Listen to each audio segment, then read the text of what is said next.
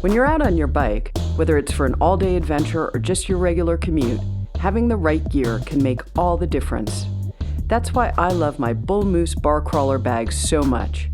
It attaches to my handlebars with handy Velcro straps, and it holds everything I need for my ride securely, right where I can get at it. Phone, wallet, keys, sunscreen, snack. I'm ready. Bull Moose Soft Goods is all about making sure you are ready for whatever the road brings you. The bar crawler is just one of the handcrafted high-quality bags from Bull Moose Soft Goods. Go to bullmoosesoftgoods.com and you can check out all of their bike-friendly bags. Best of all, Bull Moose will custom design colors, sizes, and styles just for you and your bike. And War on Cars listeners get a 15% discount. Just go to bullmoosesoftgoods.com and enter discount code WOC15 when you check out. Again, that's bullmoosesoftgoods.com, discount code WOC15.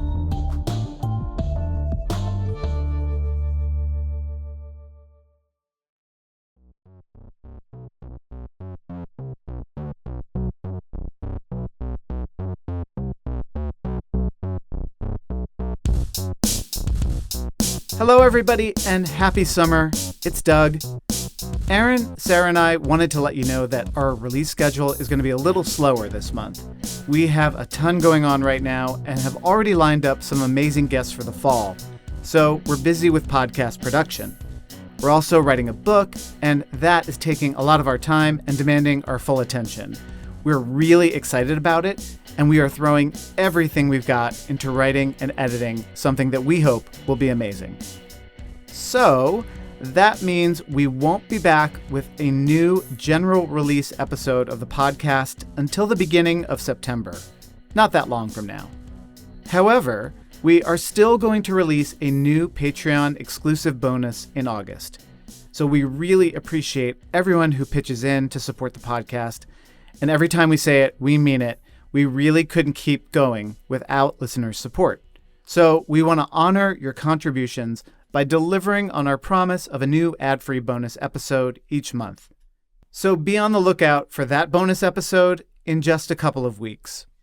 In the meantime, we are dropping this old bonus into the general feed.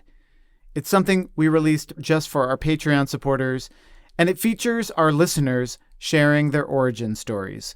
Basically, it's all about how people get radicalized into the war on cars. It's just a sample of the kind of episode you will get when you sign up on Patreon. So go to thewaroncars.org, click Support Us, and you'll get full access to bonus content, ad-free episodes, pre-sale tickets for live shows, and we'll send you stickers. Plus, you'll get to contribute to episodes just like this one. Stay cool out there, and thanks. Hola, Aaron, Sarah, and Doug. I'm Ponito, the pedestrian luchador vigilante, hailing from the chaotic yet beautiful Mexico City. When I was a kid, I used to walk a lot with my grandmother because she didn't have a car. My grandma was an empowered pedestrian, and I learned survival tactics and how to defend myself while navigating the car-oriented dangerous streets of my city. Years later, I was hit by a car twice. One incident involved an unintentional car crash while I was riding my bike. It was a sensational event with my bike and me flying, but fortunately nothing serious happened.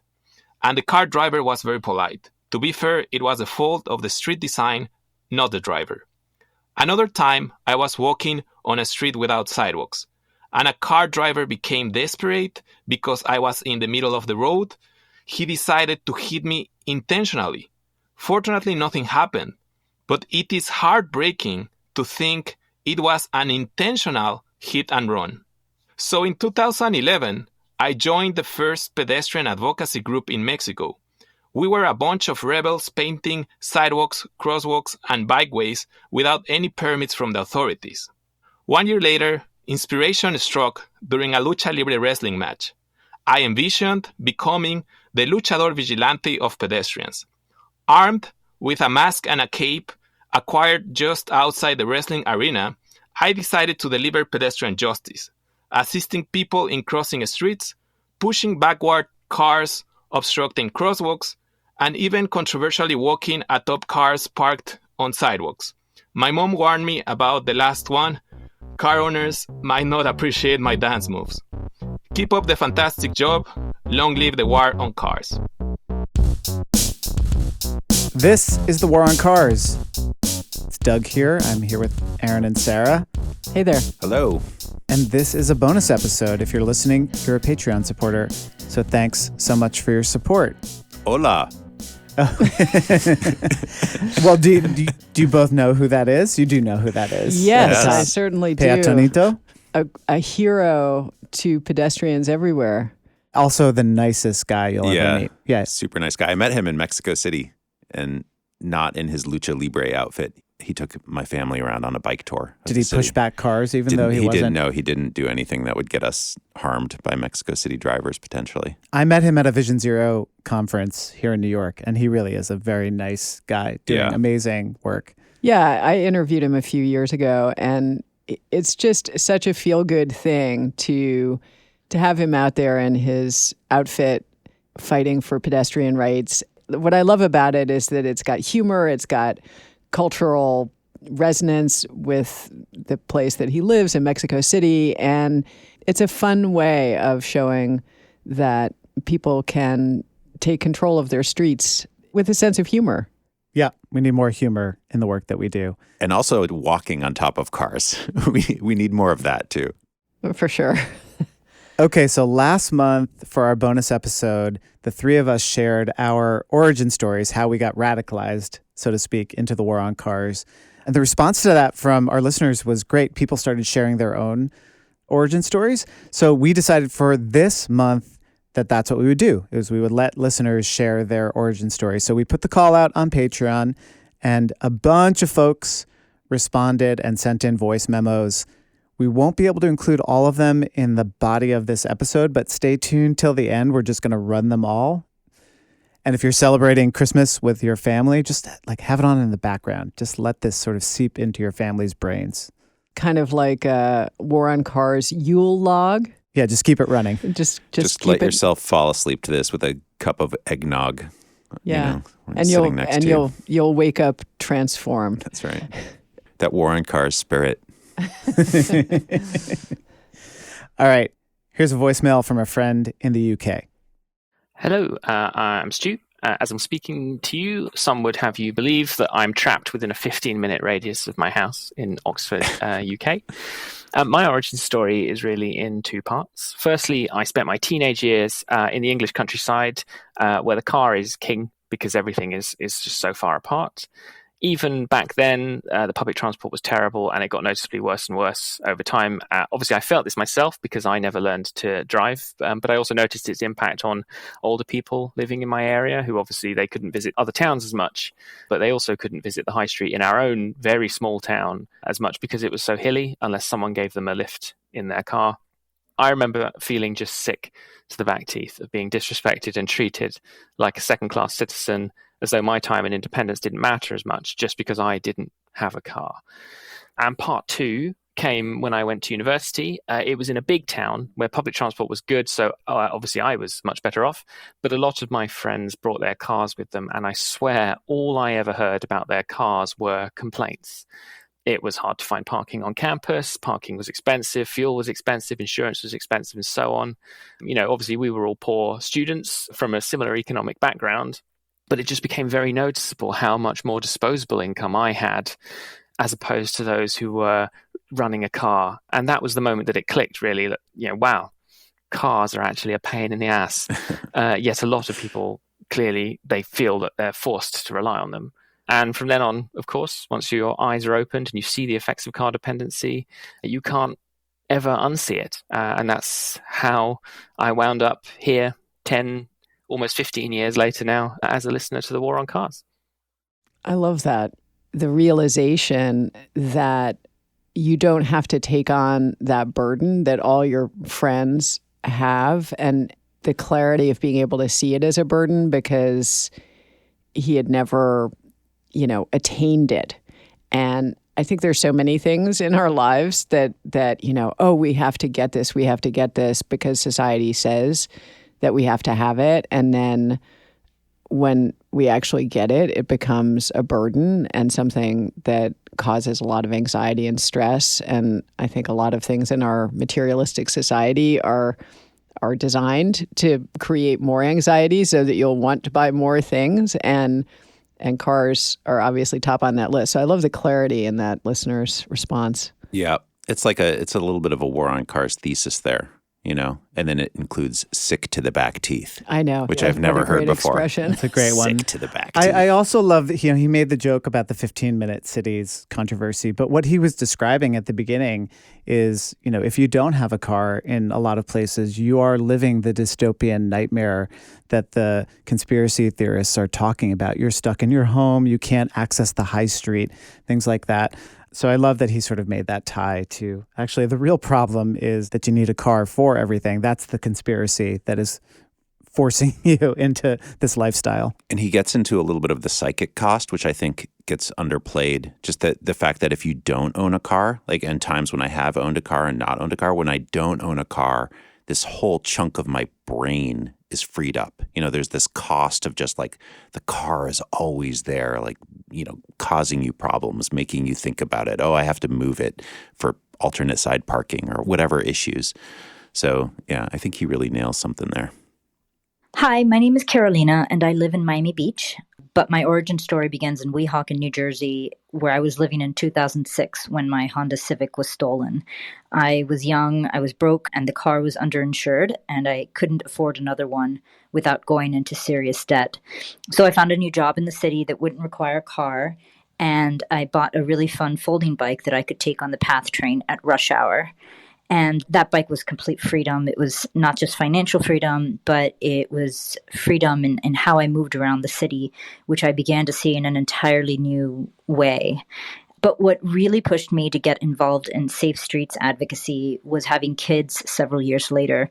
There's nothing like pushing a stroller over a subpar sidewalk or having to navigate hostile infrastructure with a precocious 4-year-old who really, really, really wants to ride his bike to school. So I do it for my kids because I want them to be able to feel the freedom I felt when I first started riding in the city. And I want them to have that independence to be able to get places on their own two wheels. Thanks for everything you guys do. This is going to be a theme, by the way. You'll hear this in some of the voicemails that we're going to play. Parenting becomes a radicalizing force for a lot of folks. Having kids and trying to navigate with your kids around the city really changes the way that you see cars in the city. They're just suddenly this enormous threat. Hey everyone, this is Tom from Hamilton. I ended up in this space because of my kids. One morning I thought it'd be kind of fun to bike them to school and was pretty shocked at the imbalance on our streets, became frustrated with the lack of safety as well as the mainstream narrative around people on bikes and our car first at all costs culture that's been completely normalized. 80,000 tweets later, a creative agency, and now more pictures in my camera roll of bike lanes and crosswalks and of my own children. Seems things kind of went a little bit sideways. Anyways, grateful to all the amazing, incredibly smart people I've met in this space and been lucky enough to learn from. Thanks for what you all do, making things better.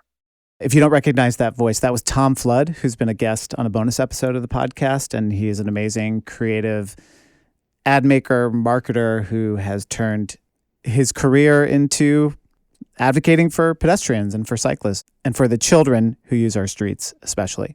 Yeah, he does these amazing videos where he uses footage of his own kids riding in the street and juxtaposes it with the motor forces arrayed against them. And because he's so good at delivering these messages, you really get the point of, how absurd this system is.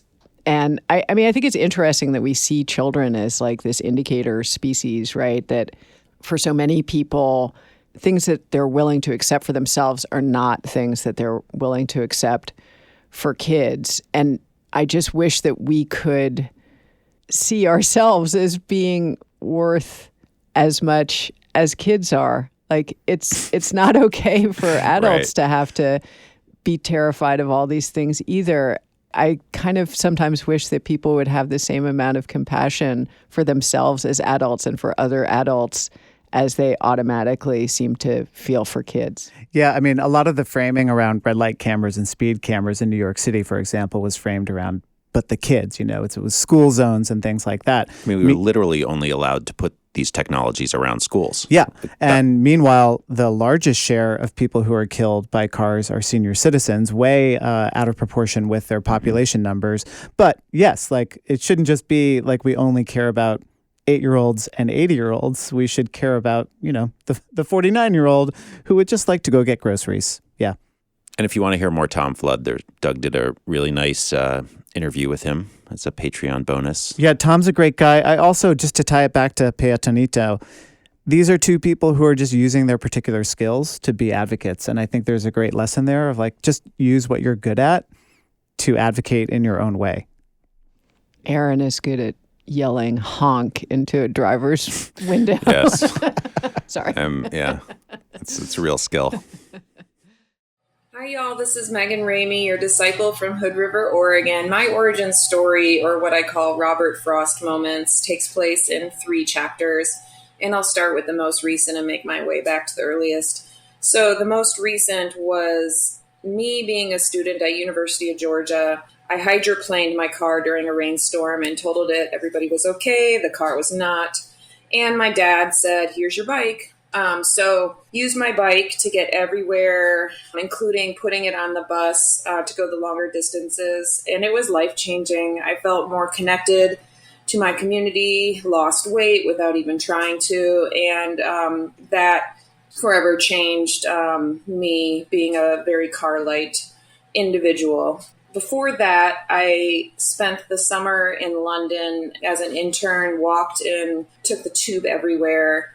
And when I got home back to Atlanta in the suburbs, I got into my car and felt incredibly lonely. And at the same time, my mom looked at me one day and was like, "Megan, your legs look fantastic." And I was like, "Oh, okay, well, this is the way now." So, and then before that, very early on, as a kindergartner in northern Wisconsin, I missed the bus. And my babysitter was mad at me for missing the bus. And she said, "You get to school any way that you can." And so I was like, So I looked at my bike, got on my bike and rode the 1 mile to school. And I felt completely liberated and full of accomplishment. And my babysitter got in trouble, but it is the earliest. It is why I'm so passionate as a Safe Routes to School professional and what charges me up about changing child's lives. I mean, I'm kind of glad she went there with the weight loss and good legs, because I mean, I feel that whenever I'm in a car dependent place for about a week, I really do start to feel, I just start to feel out of shape and a little bit bummed out. And I'm just like, what's going on? And it's like, oh, I'm just not walking around as much. I think I'm not walking and I'm not biking. And it just even a little bit of walking and biking makes a huge difference for me in terms of physical and mental fitness, I feel like. And then the other thing that she talks about, how she feels more connected to her community. I mean, I really feel this strongly, that the effort that I put into getting around and the ways that I have to get around put me into contact with other people constantly. And yeah, sometimes it's harder and sometimes I'm walking up a flight of stairs. But then when I'm doing that, sometimes I help someone carry their stroller up the stairs. And then we have a nice moment together. And, thousands and thousands and thousands of those moments add up to a life in which I feel super connected to the place where I live, which I think is something that sadly a lot of people don't get to feel. Hi, War on Cars. This is Charlie from Hell's Kitchen in New York City. My origin story is the birth of City Bike. The moment New York City announced the bike share program, I signed up, and I was on a bike on day one. Thrilled to have access to my own bikes all over the city when I couldn't store one in my small New York City apartment that was a walk-up. All of a sudden, these blue bikes were available to me everywhere, and I went to places all around the city that I'd never been before. I suddenly felt like a tourist in my own city, and it literally changed my perspective. Just being a foot taller and gliding past the cars stuck in crosstown traffic was exhilarating. Later on, I had children, first getting my own bike with a child seat, and then later getting a cargo bike, and eventually an e-cargo bike to accommodate both of my kids.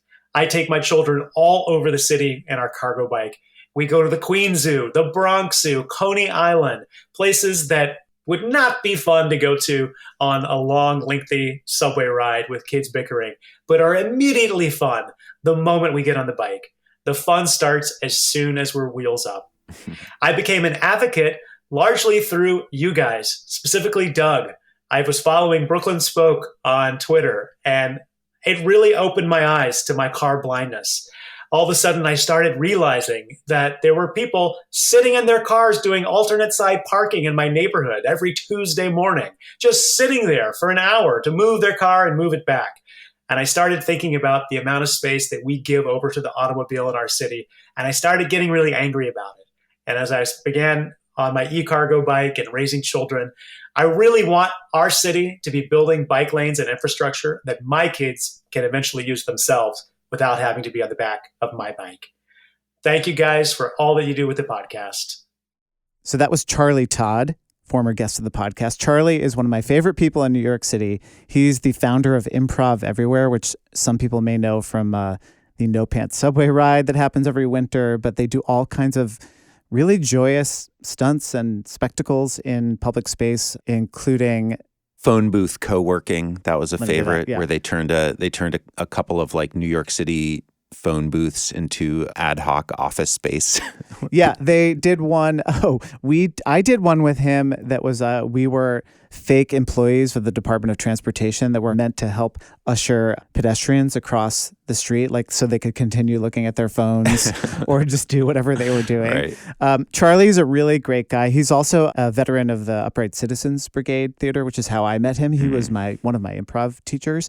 And so I really do appreciate the shout out he gave to me, because I have learned as much from him, and like my improv has informed my advocacy in the way I think probably whatever we've been talking about has informed his advocacy. So the feeling is mutual, Charlie. Thanks. Yeah, and I love Charlie's spontaneity and joy. And that's that improv thing of like just being ready to go and see what happens. And you can hear that the bicycle makes that possible for him in space, the way that he does his work. It's the same kind of thing, but this is like a physical way of manifesting that. And the thing is, with Improv Everywhere, it's sort of like what you were saying about the human connection. Like it's a kind of group that could only exist in a place like New York City, because where would you do Improv Everywhere stunts in like Atlanta or even Los Angeles? It would be a little harder to do. It's not that you couldn't do it. And he just uses public space in such a great way as this grand stage and this joy-making machine that brings people together.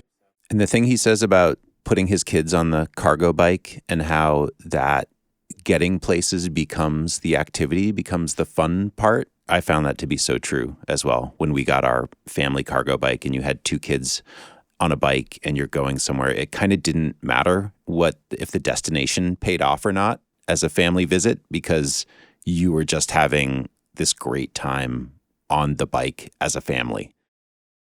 Hi, my name is Scott. I currently live in New York, but I grew up in the sprawling car-infested hellscape of Las Vegas, Nevada, in a car-loving family, of course. At age 16, I proudly failed my first driver's test, but eventually I tried again and I passed. My dad gave me a pickup truck. As a teenager and a punk, as I was, in Vegas, the truck served us well.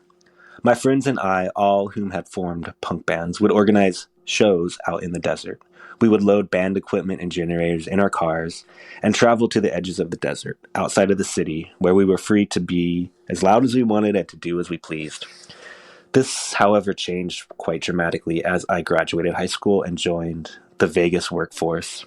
The car just became the miserable thing that I used to take myself to work and back in the hateful and violent traffic of a car-centric city. I soon began to loathe my vehicle. I wanted to be punk again. The car was no longer punk. I wanted to protest it. I wanted to subvert the highway and thoroughfares and traffic jams of my city. I wanted to bike. I began bike commuting through Vegas. I became obstinate about it. The heat, the traffic, the hateful motorists, none of them could stop me. About a year or so had gone by, and I knew I needed to get rid of my car. It was a symbol of oppression to me at that point, and I wanted nothing to do with it. Everyone said I was stupid, that I would regret it, that I'd be buying another car in no time. That was 20 years ago. I've never looked back, I've never regretted it, and I've never bought a car again. I feel like those were the lyrics of a punk song. Like, Scott, you got the lyrics there. Yeah, and I was not really a punk rocker, but I do have a little punk rock in my background. And like the idea of saying fuck you to cars as being like the most punk thing ever, I totally agree. So good. So happy about that one. Yeah, I mean, I also love it sort of gets into like these sort of like, I don't know, transient or like liminal qualities of the car, right? Like the car can be this thing that gets you out into the desert, but it can also be this thing that just like crushes your soul. And a lot of what we're talking about on the War on Cars is that latter type of driving, that like most of the driving that Americans are trapped into doing is commuting, and it sucks. Yeah, the car is no longer punk. It's not as punk. in Scott's words. Get a bike, even in Vegas. I Loathe My Car by Scott. I Want a Bike by Scott. My favorite thing that he said was, I wanted to subvert the highway and thoroughfares and traffic jams of my city. I love that subversion of the highways. So great. The hateful and violent traffic of a car-centric city. I'll have the song done by the end of the recording session. Hi, Aaron, Sarah, and Doug. This is Bridget calling from La Crosse, Wisconsin. I managed to avoid having a car without thinking too much about it until moving from Madison, Wisconsin to Minneapolis, Minnesota. Everything was just more spread out there. My partner and I couldn't find an apartment very close to my job downtown, so I would take an express bus followed by a pretty long hike from the closest stop. This was back in 2000, and there wasn't the bicycling infrastructure that's there now. I wasn't even going to attempt it. The walks from the stop to the job gave me quite a bit of time to observe my surroundings. I took photos of things like elaborate parking garages. I also passed a lot of nearly empty surface parking, very boring to look at, but which made me think about other potential uses for this space, and inspired Spot's parking lot, my children's picture book featuring a land use planning terrier. I also started doing related reading. The books Asphalt Nation and Suburban Nation had recently come out, and I also found a cranky magazine called Car Busters. Though published out of Prague, Czechia, it had at least 2 regular contributors from the Twin Cities, Andy Singer and Ken Avador. I never met either of them and only stayed in Minneapolis for a couple of years, but I became an occasional contributor as well. The place maybe breeds frustration for artist types. Anyway, thanks so much for the War on Cars. Grateful to be part of it. So that's Bridget Brown. Aaron, you know her book, Spot's Parking Lot. Do you know this book? Sarah, do you know this book? Yeah. Oh my gosh. It's a little kid's book. It's a children's book. I'm saying it's a little kid's book because it's a small book about a dog who sees a parking spot and imagines what else you could use that space for, like in a mall shopping parking lot or something like that. And it's adorable. It's probably the only children's book to be blurbed by Donald Shoup. It's a really great, you can get it. We have a link. I'll put a link to our store and you can get it. It's really worth it if you have young kids and you want to radicalize them yourself. It's a really adorable book. Do we not have that one in the bookshop.org? It's on there on our already? kids list. Yeah, okay. It's there. Yeah, because that's like a classic. It's really War great. on Cars I have a kids book. copy at home. Can't part with it even though my kids are much older. Hi, War on Cars. This is Bob Sorokonich. I'm an automotive journalist and a former editor at 2 major car enthusiast publications, Road and Track Magazine and Jalopnik. I'm probably the last person on earth you'd expect to be involved in the War on Cars. But as you get closer to the automobile industry, you start to understand how it influences nearly every aspect of our daily lives, and you want to find a way to push back. The moment that changed me was the Volkswagen Dieselgate scandal. Europe's biggest car maker spent years engineering cars that seemed like they were clean, green, and environmentally friendly. In reality, those cars were putting out more than 10 times the legal limit of cancer-causing, climate-changing pollution. If you love cars but you hate their environmental drawbacks, the Dieselgate saga felt like a gut punch. I love cars. I love their evocative design, their intricate engineering, and the feeling of freedom I get on the open road. But I also love to be safe when I'm walking, riding a bicycle, or taking public transit. And I want all of those options available for me and for everyone I love. That's my origin story. Dieselgate. That was Bob Sorokanich, who also is a former guest of the podcast. Yep. So, yeah, good guy. And our man on the inside, I guess. I know. Can we trust Bob? He might I be don't a know. triple agent. I think that Bob shows evidence of having some deeply conflicted interior thoughts about cars, and I appreciate that struggle that's going on inside him, and I'm hopeful that the forces of light are going to prevail there. People should go back and listen to our episode with him. Yeah. It was a bonus, but then we released it into the general feed, so you can hear it. All of you Patreoners have probably already heard it, but definitely take a listen. We need these allies on the inside, criticizing from the inside, so I like it. And we all have these moments of self-doubt, so I relate to that. Yeah.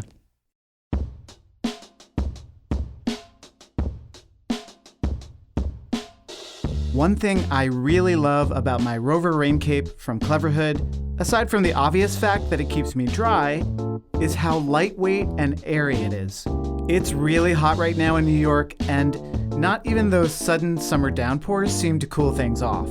So with the Rover rain cape, I can stay dry and stay cool when I'm out running errands on my bike or just out for a walk.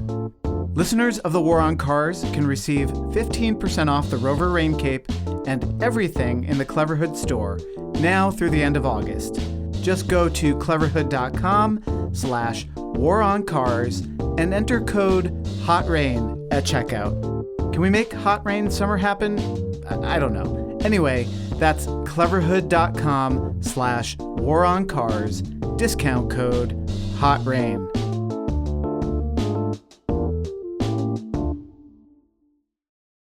Hello, War on Cars. This is Elise MacDonald calling from Nashua, New Hampshire. Thank you for all that you do. I was born in New York City, but my parents moved to Exurban, northern New Jersey when I was very small. I went to college in Boston, and I lived for a bit in Boston South End, transit and walking only, no car. I then moved west to suburban Newton, Massachusetts. I took the MBTA Green Line and bus. And I did buy a car at that point and did some driving. Then northwest to Exurban, Bolton, Massachusetts, completely car dependent. And then northwest again to a rural small town of Peterborough, New Hampshire, which was car dependent, but I lived in an edge of village location and could do most of my daily routine and errands on foot or by bike. So that was nice. During all this time in the 90s, I remember gas being comparably quite cheap, $1.25 a gallon, something like that. So after that, I finally interrupted my trend away from urban settings. My husband and I moved to downtown Nashua, New Hampshire, which is a city that has some transit and walkability, a city of 100,000 almost. But in order to get to Boston, there is only a bus which has essentially only commuter hours, or you can drive to Lowell, Massachusetts, the end of the MBTA commuter rail, which is a half-hour drive. The bus doesn't go to the end of the commuter rail because, of course, next year we are moving to Pittsburgh after a decade of visiting, and we are excited about active transportation there and transit. I am not proud of it, but I didn't have any particular epiphany. I just experienced nearly every type of community that is available in New England along the urban and rural continuum, and I eventually had the presence of mind to step back from the brink and get some sense. Hello, this is Ellery Klein in Medford, Massachusetts, and I have two stories that I feel like sort of bookend my ongoing life as an activist in safe streets.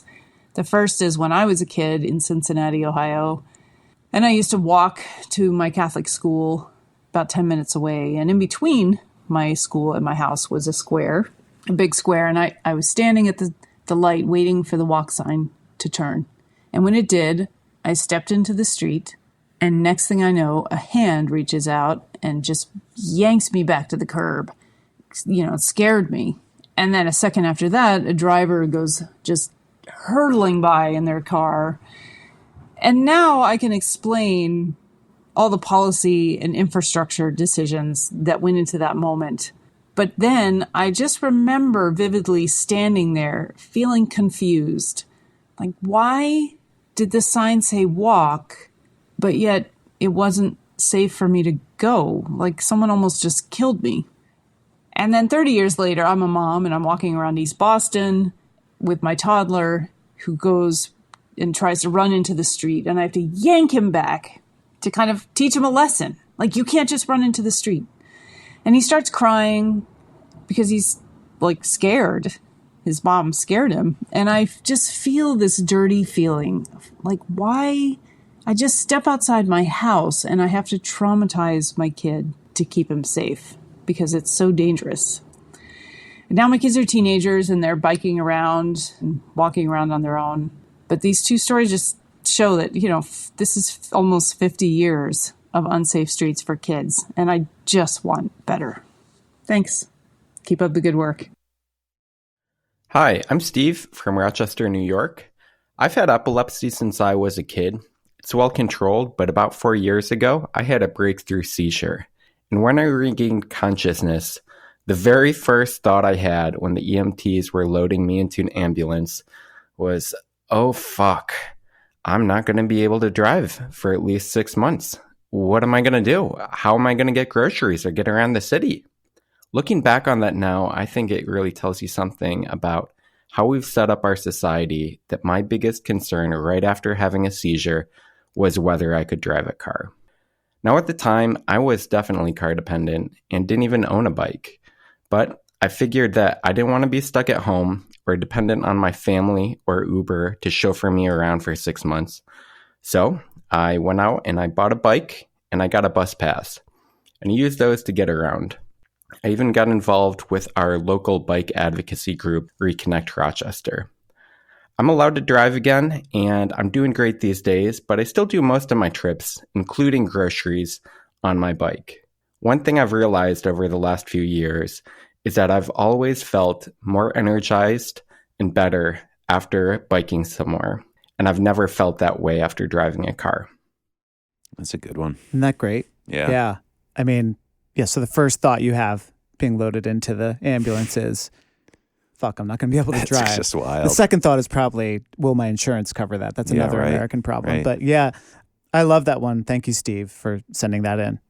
Yeah, and I also loved Ellery's talking about the feeling you have that as soon as you leave your house with your kid, you realize you have to make them understand how dangerous everything is. And walking around New York City, you see people training their kids this way all the time. And I certainly did it too. And it often involves yelling in a way that you wouldn't yell at your kid any other time. And I remember so many times yelling at my son. I did not yell at my son most of the time, but the times that I did, it had to do with him getting too close to the street or crossing the street in a way that he shouldn't have. And I just remember the mutual trauma that we would feel, and he would just break down in tears, and I would feel really terrible. It's not the parenting style that I embrace. And just that constant grading thing of everywhere you go with your kid, you're terrified and you have to condition them. You're literally like conditioning them negatively about walking around outside. And that is just so damaging, because all the joy and fun that we've been talking about of like traveling around with your kids and how much fun that can be, we all know the flip side of that, which is often if they're on a bicycle and they're not on the same bicycle that you're on, you're yelling at them about that. And when I rode with the bike bus in Barcelona and seeing what it was like to ride with your kids in this completely safe way as part of your commute, it was just so mind-blowing. It wasn't a special occasion of summer streets or something like that. It was just the daily route to school. And to not have to be screaming at your kid and emphasizing to them that the world is a dangerous place that can come out and get you at any time.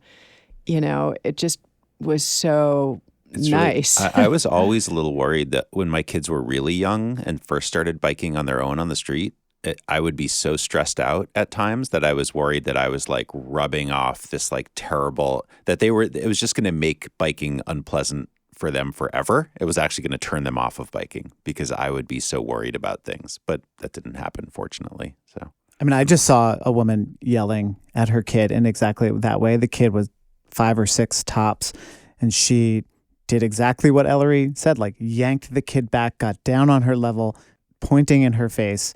You do not run into the street. And I thought, I've done that. This is no way to live. This is not a great thing, folks. This is bad. Yeah, so I appreciate people sharing those stories.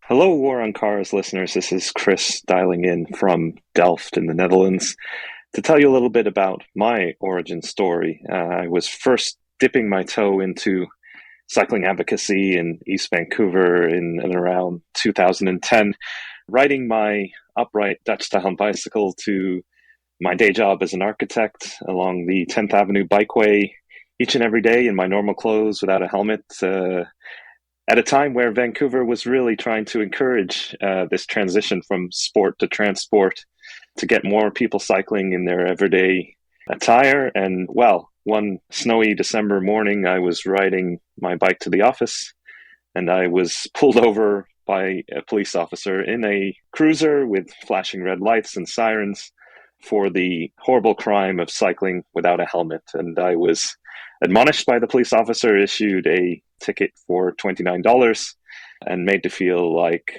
I was no longer welcome on the bikeways. Well, that sparked a long journey from cycling advocacy into diplomacy. First, a fight against British Columbia's helmet law, which resulted in an invitation from a local magazine to write an editorial on the foolishness of the helmet law at a time where I had never written anything or considered writing anything.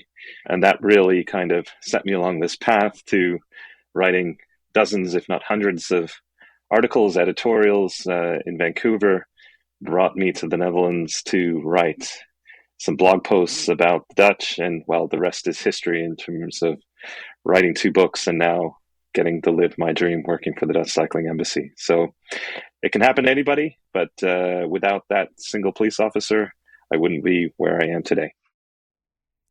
So if you didn't figure that out, that was Chris Bruntlett. He and his wife, Melissa, were on episode 77 to talk about their most recent book, Curbing Traffic. They're great, wonderful people, super positive. They just put forth an incredible vision of what cities can be based on their experience living in Delft and other places in the Netherlands. Apparently it can happen to anybody. So how about me? Well, you were already here and radicalized when you most recently got pulled over by a police officer. I'm ready to move to Delft, though. It is a lovely place. It's lovely, but, you know, there is the creeping fascism thing there, too. So let's just... Yeah, no place is immune. No place is immune, and we got to stick it out here and make this place better, right, folks? Look, if we're going to have the fascism, can we at least get the good bike lanes here? Could we do that, please? It's an interesting trade-off. You know, they make the trains run on time, and they build bike lanes. Yes. No, but Chris and Melissa are great. I really recommend everybody read their books. It's worth your time. Hey, War on Cars. This is Tony Jordan in Portland, Oregon.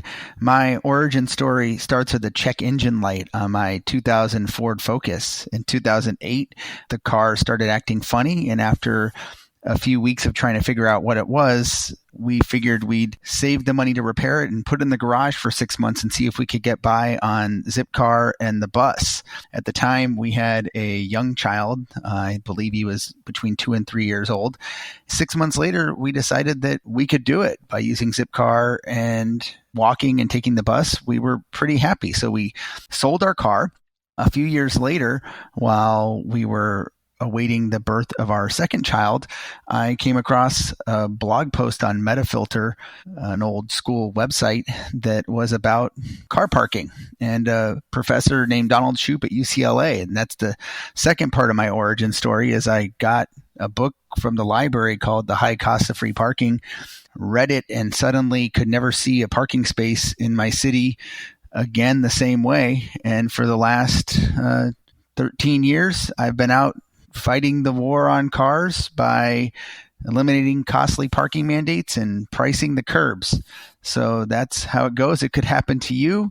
The first step is just stop driving for a while, and pretty soon you'll probably be in the trenches with the rest of us. Thanks so much for all you do. That's Tony Jordan from the Parking Reform Network, no less. True War on Cars celebrity there. One of our top Patreon supporters. I'm also just impressed that he got through the high cost of free parking. It's a tough That book is if you are impressive. not totally already on board, but Tony really was on board. But we love Donald Shoup. What I love about this one is, so many times you hear people say, well, I didn't have a car until I had a kid. And then, with a young kid, how else are you going to do anything? And, it's just so great to hear somebody's story who had a young kid and still was willing to try to make it work and then did make it work. And lots of people have kids and don't have cars. And there's a certain demographic that seems to think that you can't have one without the other. And it's just not true. I'm mostly an atheist, and which is ironic because I'm married to a rabbi. But I can't tell you the number of times people have said to me, oh, when you get older and you have kids or you lose a parent or when you yourself are getting older, you'll find religion, you'll get God. And the same thing happens with driving. It's every year someone says to me, oh, when your kids get bigger, you're going to need a car. They're little now and they can get around the stroller, but when they get a little older, you're going to need a car. Well, my kids are 14 and 11 and I still haven't done it. And I think we're going to make it without getting a car. But people do get very evangelical about both things. Okay, we have another parking one here. Hi, this is Henry. My War on Cars origin story is that I grew up on Broome Street in Lower Manhattan. Now, Broome Street holds an important place in the history of New York City planning because Broome Street was supposed to be the site of Robert Moses's Lower Manhattan Expressway, the first of his three great cross-Manhattan expressways. This one would have connected the Williamsburg and Manhattan bridges, which run over the East River, to the Holland Tunnel, which runs under the Hudson River to New Jersey. Now, that plan would have demolished much of Chinatown, the Lower East Side, and Soho, including the building that I wound up growing up in. But it was defeated in the 1960s by activists, including Jane Jacobs. So you could say that I owe it all to the War on Cars. I wasn't aware of this history when I was a kid, but I was aware of the fact that there was a honking, smoggy traffic jam outside our door twice a week that sometimes drowned out the conversation and left a fine layer of black dust on the windowsills. So even if the larger history of the neighborhood was not something I knew about until much later, I grew up with a keen sense of the externalities associated with car traffic. And in fact, I recently had a friend from Los Angeles visiting over Thanksgiving, and he said to me that he had never seen worse driver behavior than on Broome Street heading into the Holland Tunnel on Thanksgiving Day. So I felt validated to know that what had radicalized me seemed to radicalize even a hardened Angelino who would have been accustomed to horrendous traffic jams. So that was Henry Grabar, the author of Paved Paradise, and also a former guest on the War on Cars. I can really relate to that one because I grew up at 64th and 2nd in Manhattan, which is basically the approach to the Queensboro Bridge. 2nd Avenue is often clogged with traffic, or at least it was when I was growing up there. Definitely the fine film of soot on everything. And I also got a terrific case of asthma from that. So, yeah, I think that growing up around that kind of traffic, it really makes an impression on you. And unfortunately, it made an impression on my lungs as well. Although, interestingly, I think growing up around that amount of traffic does not make enough of an impression on people because some of the worst NIMBYs in New York City are on the Upper East Side, which is arguably the worst neighborhood for traffic in Manhattan. Yeah, I think it's like a form of Stockholm syndrome. They're just used to it all. Like you are a special case in some ways. It's true. Yeah. It also doesn't make enough of an impression on our policy making apparatus because we just let these very broken, never-endingly traffic choked streets stay that way, which is what always strikes me. I'm just like, how has this gridlock been here for 50 years? Right. Like we don't have the highway that Robert Moses wanted to put through Manhattan, but we have drivers treating Manhattan like a highway. Yeah. Just like trying to get through from one side to the other, and that's it. Yep. It's true. The Holland Tunnel, for those of you who've never seen the scene at the Holland Tunnel, it really is one of the most appalling things. I used to post regular photos from my that office. was your office, yeah. Which was 3 or 4 stories above basically 3 or 4 blocks back from the entrance of the Holland Tunnel. And I would post a sort of overhead shot started every Friday, but the traffic just became every day. Henry said, twice a week. I think he might have meant twice a day. But yeah, it's bad. And you could walk on top of the cars and no one would be able to do anything about it. Yeah, that would be a Ponito moment. But yeah, I think that could even be sort of a tourist attraction for War on Cars types, that you could go and sort of observe in nature the most extreme manifestation of the policy failure. We could lead bike tours through the Holland Tunnel at rush hour. You'd have to carry your bike over your head and squeeze in between the cars. But yes, you could do it. Hello, Aaron, Sarah, and Doug. My name is Morgan. I live in Pittsburgh, Pennsylvania. I actually started biking for a rather boring reason. The reason we all find out is the problem behind everything. Parking. When I moved here to Pittsburgh, I was concerned I wouldn't have a lot of access to park my car because our housing stock is pretty old and a lot of it doesn't even have parking. So I decided to leave my car behind in my previous city, Memphis, Tennessee, and just come up here without it. I then realized that I didn't really need it while I was here, so I sold it and bought an e-bike. I quickly realized how different it was to get around my city by bike. Moving more slowly through the world made such a difference in how I perceived my environment and let me notice all the little intricacies of my neighborhood just a little bit more. I lived in a really walkable area, Squirrel Hill, and I realized that I could do most of everything that I wanted to do by just stepping out of my door and walking or biking there. It also helped that the new job I got at a local hospital would have charged me about $100 a month to park my car, so I decided to instead ride my bike and park for free. Unfortunately, another thing you quickly learn when you start to get around by bike is how dangerous cars are. I learned what streets are safe and what streets weren't, and that led me to want to understand why some places felt so much better than others. I watched a couple of Not Just Bikes videos and listened to a couple episodes of The War on Cars, and I was hooked. I started getting involved in my local bike advocacy groups, and after reading about 15 books about cities in 3 months, I thought maybe I should consider this whole cities and transportation thing for a career. Much to my mother's chagrin, I abandoned my med school plans, and now I'm studying transportation policy at Carnegie Mellon. I aim to officially join the War on Cars as a dedicated soldier by working on local or regional government to make walking and biking safer and parking more difficult.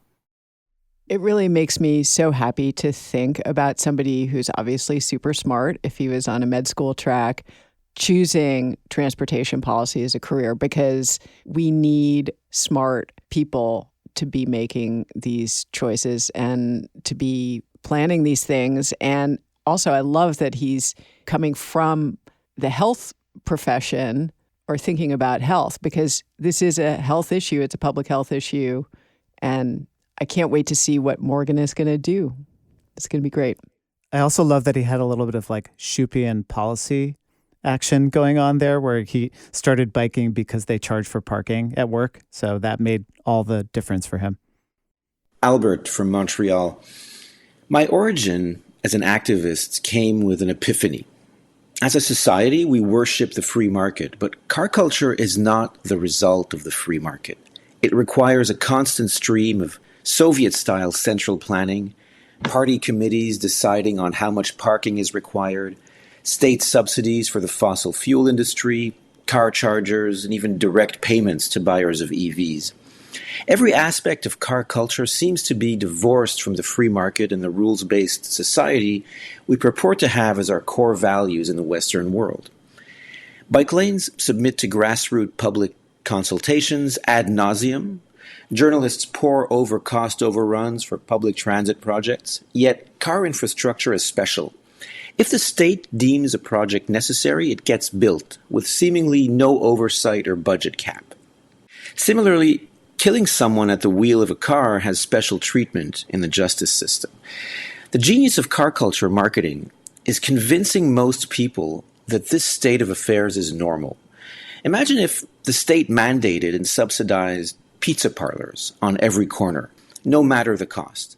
This is how ridiculous car culture is to me.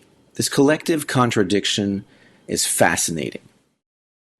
I love this one because it's the response to sort of the right-winger, the libertarian the Republican in your life, the person who's like a free market ideologue of some sort or another. It's like, this is what you can tell them. This is why cars are bad.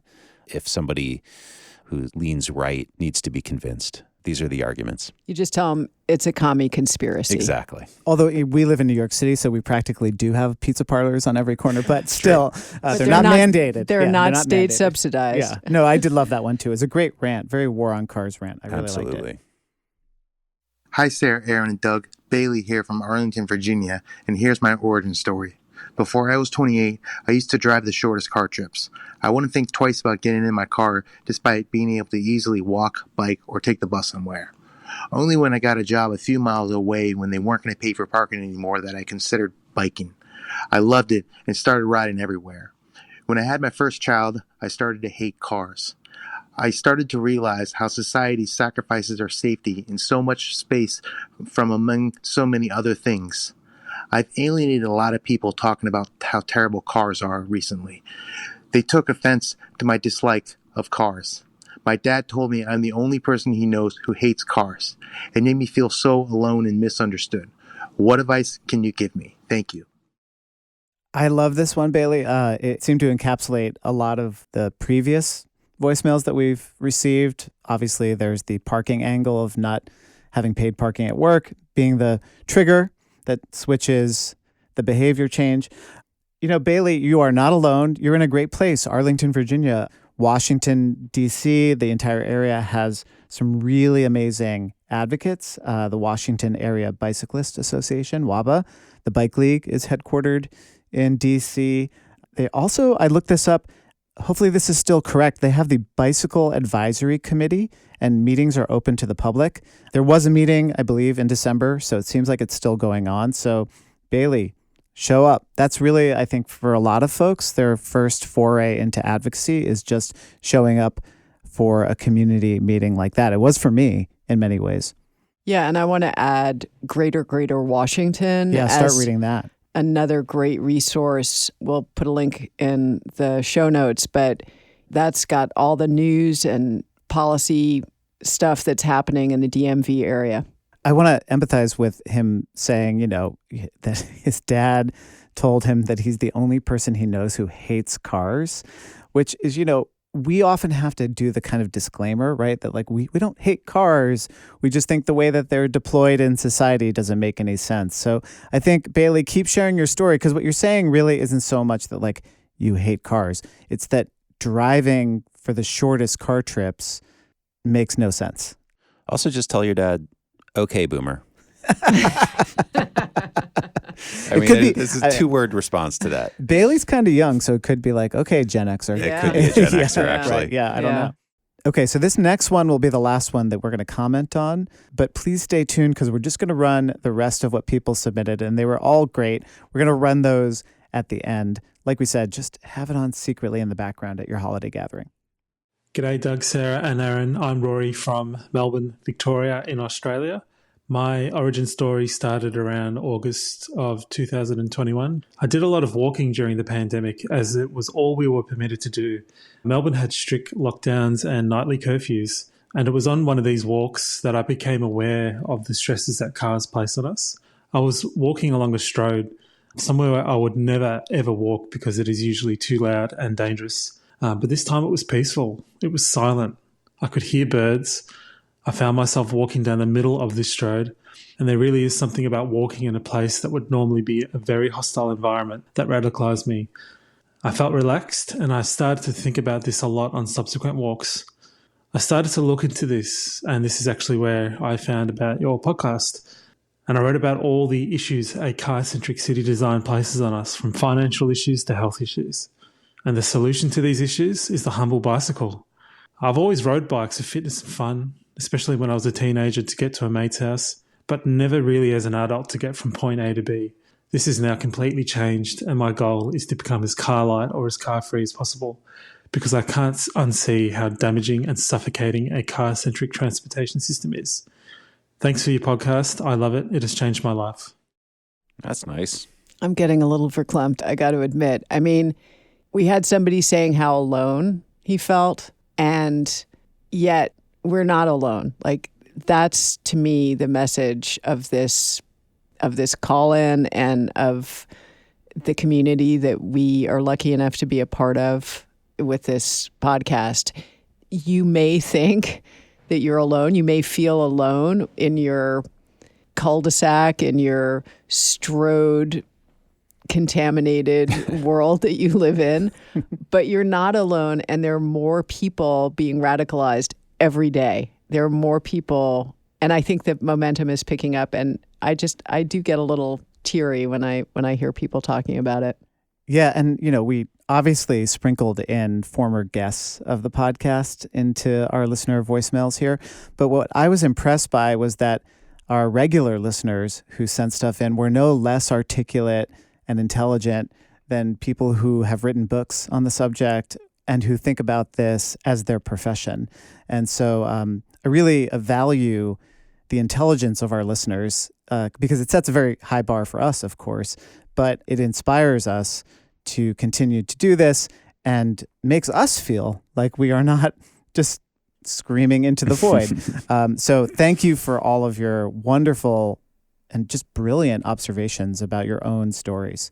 Yeah, thanks everybody for taking the time to submit these great voice memos. I was just impressed by how well written and produced they were. It actually was like everyone was tight and had a real story to tell. I wish my stuff was like that. It's just so well done. But here's the thing is, it just points up that this is a field in which everybody is an expert. Everybody is a transportation expert. Everybody has to deal with transportation every day of their lives, usually. So just empowering people to look around them and to see their world in this context, it's just to bring out the expertise that's already there in people's experience, because we know these truths with our bodies and with the routines that we go through every day. We feel it and we know it. So it's just so terrific that we are increasingly, as a society, developing the language to talk about it. And I think that is a big way that we can move the debate forward. So one last thing, this will be our last episode of 2023. So I just want to give a big thanks, obviously, to all of our Patreon supporters for everything you do to keep the podcast going, but to Josh Wilcox, who is sitting here in the studio with us. He's our recording engineer. And also to Ali Lemer, who edits the overwhelming majority of our episodes. And if we sound smart and brilliant, part of that is because of her. So thank you, Ali, and thank you, Josh. Hi, my name is Bill Bruno of Jackson Heights in New York City. My origin was when I got a job that was only a short subway ride from where I lived in 2010. I thought it'd be nice to get a folding bike and do a short bike commute, about 3 miles, to the office. Riding in rush hour traffic was tricky and a bit intimidating at first, and I probably wouldn't have done it if I'd had a longer commute. Wanting a safer ride and more bike lanes led me to transportation alternatives. Of course, their wonderful Century ride also helped, and I eventually got involved in the Queens chapter. I slowly got the confidence to ride more and to ride farther in the city, and I also deepened my involvement in campaigns for bike lanes, open streets, congestion pricing, and I've even joined my community board. The more I ride, the more I see how much needs to be done and what kind of city we can make if we do it. Reading a bit about the reasons, behind all of this via books like Henry Grabar's Paved Paradise and Jeff Speck's Walkable City has also given me a stronger sense of the potential of what could be done and the arguments for doing so. Although reading should cover to cover is likely not in the cards. By the way, my commute has since lengthened to about 9 miles, riding in 3 boroughs, and I feel far more comfortable about it, even in the rain and cold. Hello, War on Cars. This is Elliot from Des Moines, Iowa, longtime listener and recent Patreon supporter. I went to college and grad school knowing I wanted to get into city planning, and after grad school, I began by interning at a Des Moines suburb and leveled my way up to my current position as the full-time city planner, which I've been doing almost 7 years now.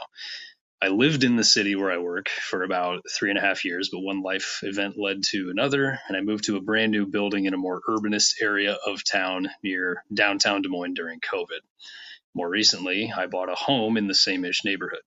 I was already in the war on cars camp before just deciding to flip the mental switch and become violently radicalized against cars for 3 primary reasons. First, I try to make the 13-plus mile commute one way to work by bike as much as I can, but even with a rad power, the time in surprisingly hilly terrain really takes a lot out of me. Even half-assed bike infrastructure or public transit aligning with my commute would shorten it to 9 miles one way, which would make a big impact on my likelihood of two-wheeling it to the office. Second, it infuriates me how auto-centric policy is baked into municipal codes and how the law basically requires me to recommend whatever traffic engineers say is the best plan. Around here, that means level of service A at all times. My boss and I get lots of head nods and mm-hms when talking about the real solutions to vehicular violence and traffic efficiency, but in the end, all we ever do is approve plans we know will guarantee sprawl and encourage driving. Third, the message needs to get out that auto dependency is slavery, not freedom. Having no choices in how you move about is the exact opposite of liberty, and there is no excuse for not doing better. A system forcing you to do something dirty, dangerous, and expensive just to feed yourself has failed you. Keep fighting, Sarah, Aaron, and Doug. Cheers. Hi, this is Adam Knott, and I live in Goshen, Indiana. My story starts a few years ago when I was living in Europe for a few months and had to return home around Christmas time. The first thing that really set me down the path of, I guess, activism would be that I was driving my brother home to our house one night, and I just, after being in Europe for so long, looking around my city going, just, where's the buses? Where's the sidewalks? There's no buildings here. It really confused me. And so fast forward a few years now to my time in Goshen, I'm proud to say that me and a few friends here in town, we've actually started our own little urbanist group, and we had our first official meeting a few days ago. Elkhart County Urbanists, woo! But as far as my personal goes, we are still a 2-car household, but that's hopefully changing soon as I search for a new job that's within biking distance. Love your guys' podcast. Keep up the good work. Hi, we're Mark and Kathy from Orange, California. Started listening to your podcast probably 5 years ago, if you've been around that long, but really love the podcast. We initially got interested in bicycling because we started visiting Europe about 10 years ago and really started to see a movement happening there. And thought, man, this is so much better than we have in the United States and even in California. Even California with its fantastic weather all year long, and yet our bicycle infrastructure pretty much stinks. We look at these bike lanes they're making because of the Safe Streets movements, and you'll see where it says speed limit 45 miles an hour, and they're having to put in a new bike lane that's just a painted strip, and I just think there's no way I would ride on this road with these cars not going 45 but going 55 and 60. And so we just pretty much know our way around the neighborhood and all the different streets in in our city of Orange. We ride our bicycles to doctor appointments, eye appointments, get our groceries with them, everything. I'm 67 and my wife's 65, and people are always saying, hey, I saw you on your bikes the other day. So we're kind of known for it, but the movement hasn't spread. Anyway, appreciate your guys' work. Thanks so much. This is Travis, and I live in Boston. For years, I didn't own a car and just used transit to get around. And I came to biking mostly as a life hack to get around the city faster. Back then there were almost no bike lanes, and just keeping myself safe in traffic engendered a kind of cowboy mentality.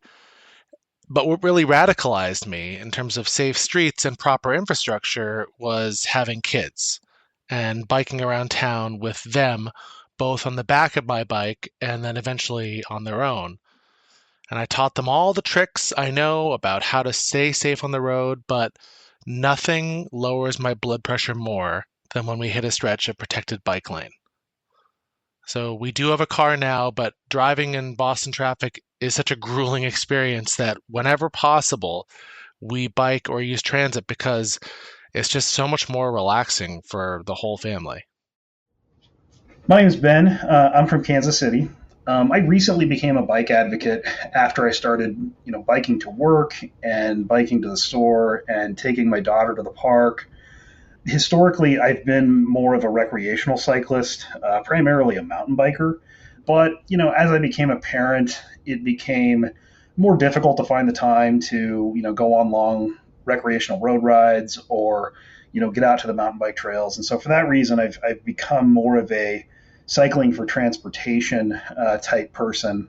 In the process of doing that, I have, had my eyes opened to just how poor our non-motor vehicle infrastructure it is and how difficult it is to actually do anything other than drive a car somewhere. So for that reason, I became an advocate, and it's been a very eye-opening experience there as well, because it is just an incredibly difficult process to get anyone to see the world the way we do. In a kind of a motor vehicle optional world where you might choose to ride a bike to school or ride a bike to work. And I never imagined that advocating for something as simple as crosswalks near schools or slowing down traffic near parks. I never had any idea how difficult it would be to try to get those changes intact. And so it's really opened my eyes to just how difficult this fight is, and how much work we have to do. Hello, my name is Kate. I'm calling from Bulu on the Wajak Noongar Budjak, which is commonly known as Perth, Western Australia. We're the most isolated capital city in the world, and we have one of the largest urban sprawls with a little over 2 million people living along 150 kilometres of coast. Here, the car is king, with much of our urban area developed in the 70s around cars. My origin story is one where cars played a role from a very young age. We grew up in Australia as a one-car family, which was common in the 80s, less common in the 90s, and rare in the noughties. Our family regularly holidayed at Rottnest Island, where the bike is king, and I relished the freedom that it provided me as a child and teenager. When I was a teenager, I used to ride to school, my friend's house, and work. My bike gave me some amount of freedom as long as I didn't cross the highway. But then I turned 17 and it all changed. I got my license, and in Perth, a license and car is actual freedom because of our poor transport networks and large urban sprawl. I mostly stopped riding. After uni, I travelled in Europe for a year, and then coming home, moved into a flat near the city with my boyfriend. We had 2 cars and 1 car spot. It was then we both got bikes, and that's how I've been getting to work for 14 years. During the time we lived in the flat, my car battery died at least twice from lack of use. A few years later, we got married, bought a house, and moved a few suburbs over in a location well connected with bike paths and close to the train. We rented our house out for a year, sold both our cars, and moved to the UK. We bought bikes almost as soon as we landed. We're now back in Perth. We are a 1-car family of 4. Our second car is a cargo bike. Our kids reach for their helmets as default when we say get ready to leave. Let the war on cars continue. My name is Noah. I currently live in downtown Lowell, Massachusetts, but I grew up in Inwood, Manhattan, and when I lived there, I really just took the train or walked everywhere I needed to go, and it was great. But when I moved to suburban Worcester, Massachusetts, to go to college at WPI, I was really quite stranded without a car, and I didn't know how to drive or any way to pay for a car or insurance, and the buses really sucked. So I just walked everywhere. Like, I walked a mile both ways every time I did my laundry or anything like that. Back then, I understood that Worcester was a less pleasant place to live and be than Manhattan, but I didn't really have the language to describe why. When I first moved to downtown Lowell, I thought that the downtown part would make it much better, but I was sorely mistaken. Like, I was having my groceries delivered since it was just too inconvenient to get anywhere without a car, and anytime I did go anywhere, it was entirely on foot. The buses also sucked. However, when I learned how to drive for the first time, I actually read the whole Massachusetts driver's manual cover to cover, and through that found out that people can ride bikes in the road, which was something that I never really thought about doing before. So I tried out a blue bike to replace a trip on Boston's criminally slow Green Line, and eventually decided to buy a bicycle from a local bike shop, and I've been riding around Lowell to do everything I need to do ever since. There are a lot of parts about this that are great. I can go grocery shopping on my own. I'm in the best physical shape I've ever been in, and I'm having lots of fun, but I'm just in traffic the vast majority of the time, and I've gotten pretty used to the traffic stress, but it still gets me a little shaken up when people roll down their windows and start yelling at me. I only really got into this urbanist space after I started cycling and wanted to understand more about why these places suck so much. And I'm planning on moving to Boston when my lease is up so I can have a higher quality of life. But I think I'll always be grateful for the years I've spent in Worcester and Lowell, since I think the magic mix for making an urbanist is for someone to live somewhere urban and then just move into the sprawl and realize how awful all this is, not only for the environment or the economy or whatever, but just for the lives of the people who live there. It's Mark from London, also known as the Ranty Highwayman. My origin story was, as a kid, I cycled. Probably gave up around 1989, and then for years became a highway engineer, not really interested in cycling or cycling design for many years. And then in 2011, my office moved from right on the edge of suburbia into a busy town centre, and I got sick of driving in every single day. So I swapped for bikes, did that for many years, changed my tack of career from sort of general highways design into designing for walking, wheeling and cycling. And I haven't looked back. Thank you, The War on Cars. My name is Angie Schmidt. I was born in Toledo, Ohio in 1982. So at the time, there was a major decline in the American auto industry, and Toledo was really affected by that, really suffering economically. So we moved away, and eventually we ended up in Columbus. And my dad didn't really know the city very well. And he just listened to his coworkers, and they told him to move sort of out to this suburb that had good schools called Hilliard. And we were one of the first houses built in the neighborhood. It was one of those subdivisions where none of the streets connect to each other. And when I was young, my sister and I, we would play in these half-built houses and play with the construction materials. And there was no real public spaces, and there was no access to retail, really. And I, even as a child, found it kind of disappointing growing up there. And I eventually figured out that if I cut through some yards and walked along this busy road with no sidewalks in a ditch up to this suburban style shopping center, there was one bus stop, and I had no idea where the bus went. My parents never took the bus. I didn't know anyone that took it. I just got on the bus. I didn't know where it went. And I just asked the bus driver, tell me how to get to OSU's campus. So he told me where to transfer. I transferred, I went to campus, and I made it back home. I was 12 or 13, and I told my parents later that night that I had taken the bus downtown, and my dad was supportive. As soon as I graduated from high school, I always wanted to be in a city. I lived in Cincinnati for a little while, and then I spent a year living in Atlanta, and I was always riding transit sort of wherever I lived, and I started working as a newspaper reporter. And at first I was reporting on the suburbs of Columbus, which I found really boring.